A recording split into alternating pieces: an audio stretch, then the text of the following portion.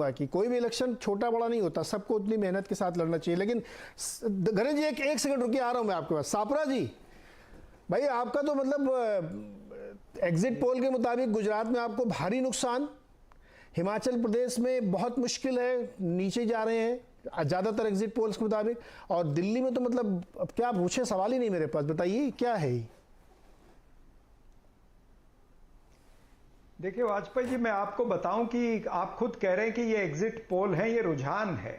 हाँ। यानी ये एग्जैक्ट पोल नहीं है। बिल्कुल एग्जैक्ट पोल जो है वो 8 तारीख को पता चलेगा, और हमारी पार्टी ने भी इंटरनल सर्वे करा है। हमारे इंटरनल सर्वे के हिसाब से ये जो नतीजे जो आपके एग्जिट पोल में दिख रहे हैं, इससे विपरीत आ सकते हैं। मैं आपको याद दिलाना चाहूंगा कि छत्तीसगढ़ के समय में क्या हुआ था।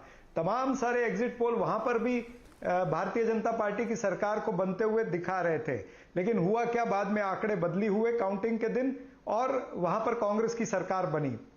इसी तरह का नजारा कुछ आपको 8 तारीख को भी नजर आएगा, क्योंकि गुजरात के अंदर जिस तरह का कैंपेन कांग्रेस पार्टी ने किया है, जिस तरह से माइन्यूट लेवल पर जाकर के हमारे कार्यकर्ताओं ने, नेताओं ने काम किया और जनता के लोकल मुद्दों को वहां पर झंझोरा, लोकल मुद्दों के बारे में बात की। आज यहां पर गुजरात के चुनाव के अंदर वोटिंग परसेंट गिरा है, यानी पहले फेज में मेरे ख्याल से 63% था, और आज के चुनाव के अंदर मैंने जो सुना है वो 60% के करीब है। वोटिंग परसेंटेज जो गिरा है, ये कहीं ना कहीं उदासीनता है, कहीं ना कहीं लोगों के बीच में गुस्सा भी है कि जो 27 साल से भारतीय जनता पार्टी सत्ता में नहीं थी, सत्ता में थी, उन्होंने उनके अपेक्षा के हिसाब से उन्होंने काम नहीं किए हैं। इस तरह की भावना है, इसीलिए वोटिंग परसेंटेज जो है वो कम हुआ है। जहां तक आप हिमाचल की बात करते हैं, हिमाचल में तो हम 40 पार करने वाले हैं। ये आज आप लिख के ले लीजिए, 8 तारीख को फिर मैं आपके सामने बैठूंगा। तो ये जो रुझान है, ये रुझान अपनी जगह पे है, मैं इनको पूरी तरह से खारिज भी नहीं करना चाहूंगा, लेकिन रुझान जो है वो बदल भी सकते हैं, ये मैं कहना चाहता हूं। और आपने एक चीज और भी देखी होगी कि बीजेपी के नेता, वो गली से लेकर के दिल्ली तक के नेता जो है, वो किस तरह से गुजरात के अंदर प्रचार कर रहे थे।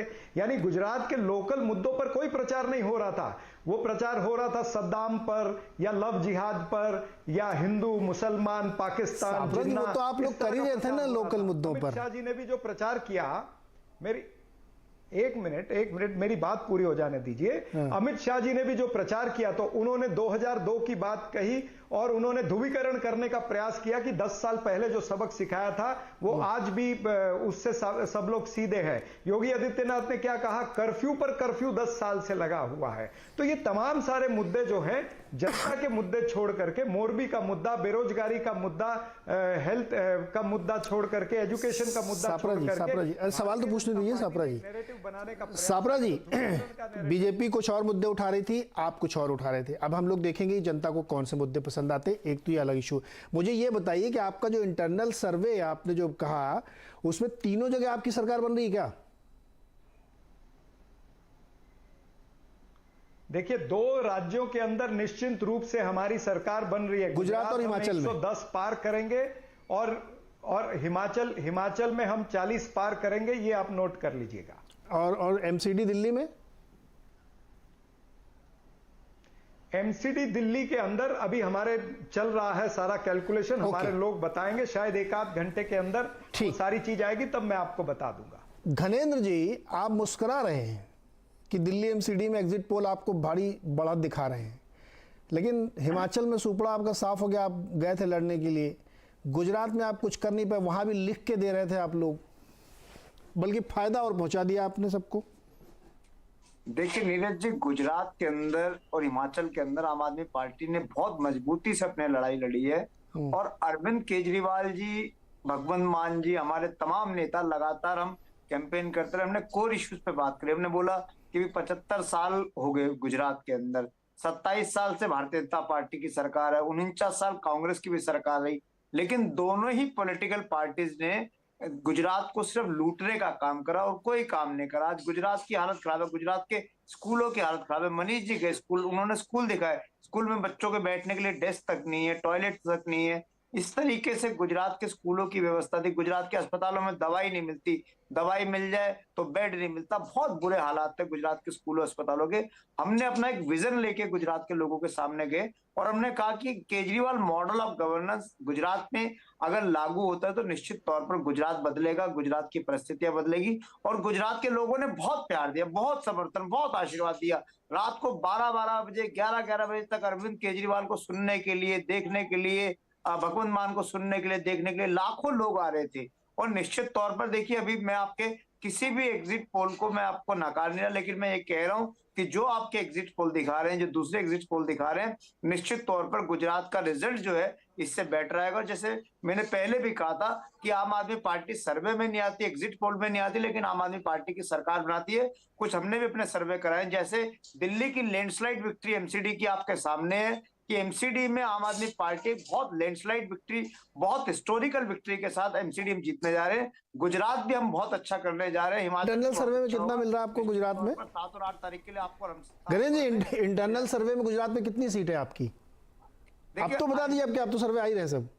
देखिए, मैं कह रहा हूँ, अरविंद जी ने कहा है कि गुजरात के अंदर हम सरकार बना रहे हैं, बहुत कंफर्टेबली सरकार बना रहे हैं, मतलब 100 के आसपास। जो है वहां पे चीफ मिनिस्टर, और हिमाचल में भी देखिए, हिमाचल हम चुनाव बहुत मजबूती से लड़े, लेकिन निश्चित तौर पर मैं गुजरात की आपको कह रहा हूँ, दिल्ली एमसीडी कह रहा हूँ, गुजरात में हम सरकार बना रहे हैं। दिल्ली एमसीडी के रुझान आपके सामने, दिल्ली एमसीडी में भी जो एग्जिट पोल दिखा रहे हैं कि 170-80, हम एग्जिट पोल से बहुत आगे जा रहे हैं। 230 से ज्यादा वार्ड आम आदमी पार्टी जीतने जा रही है। हमने बार बार नरेंद्र मोदी को दिल्ली में हराया है। ये एमसीडी का चुनाव भी कोई भारतीय जनता पार्टी नहीं लड़ रही थी, हर जगह, हर पोस्टर में, हर कैंपेन में नरेंद्र मोदी जी की फोटो थी। नरेंद्र मोदी जी के नाम पे दिल्ली में भारतीय जनता पार्टी ने वोट मांगे, जेपी नड्डा घूमे। जी जी जी घरेन जी रुकिए थोड़ा। 17 मुख्यमंत्री, तमाम फौज जी घरेन जी में भारतीय जनता पार्टी ने लगा दी थी।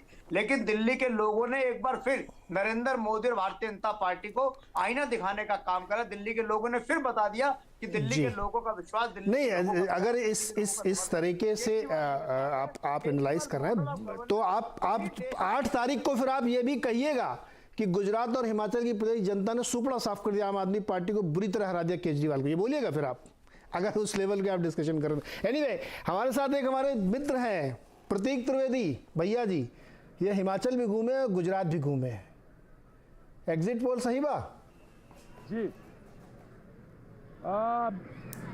सच तो ये है कि चुनाव जो है वो मुद्दे, अगर अभी इसके बाद हम चुनाव पे बात करेंगे, यानी किसी और स्टेट में होंगे, तो मोर और लेस मुद्दे यही होंगे, मुद्दे बदल नहीं है।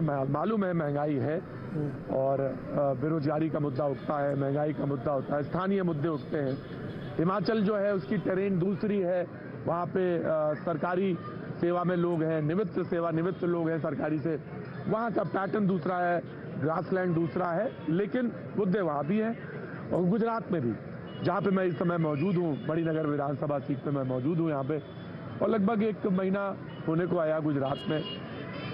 कच्छ से लेकर अहमदाबाद, साउथ गुजरात, वलसाड तक, बनासकांठा तक, उत्तर तक एक दौरा किया मैंने छोटा सा।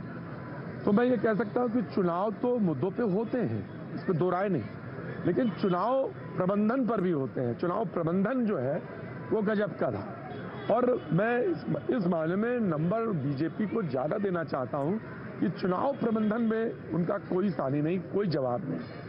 उनको ये मालूम था कि पिछला, मैं वहीं से शुरू कर रहा हूं कि पिछले चुनाव में भी यही मौजूद था, 99 सीट आई बीजेपी की, 77 आई कांग्रेस की। सबक नंबर 1 उन्होंने वहीं से नोट कर लिया कि मुझे अगले 5 साल में क्या करना है।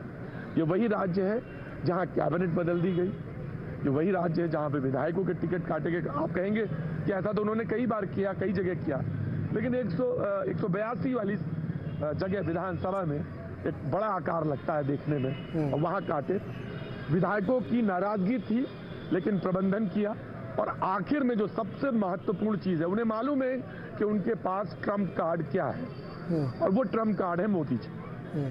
उसके बाद जो उन्होंने बनासकांठा, देखिए बनासकांठा वो 7 सीटें आती हैं और 3-3 बढ़ जाता है मामला, कभी 3-4 हो जाता है। मालूम है वो डिफिकल्ट टेरेन है, और बीजेपी के लिए उन्हें मालूम है कहाँ पे रोड शो करना है, किस तरह से निकालना है रोड शो।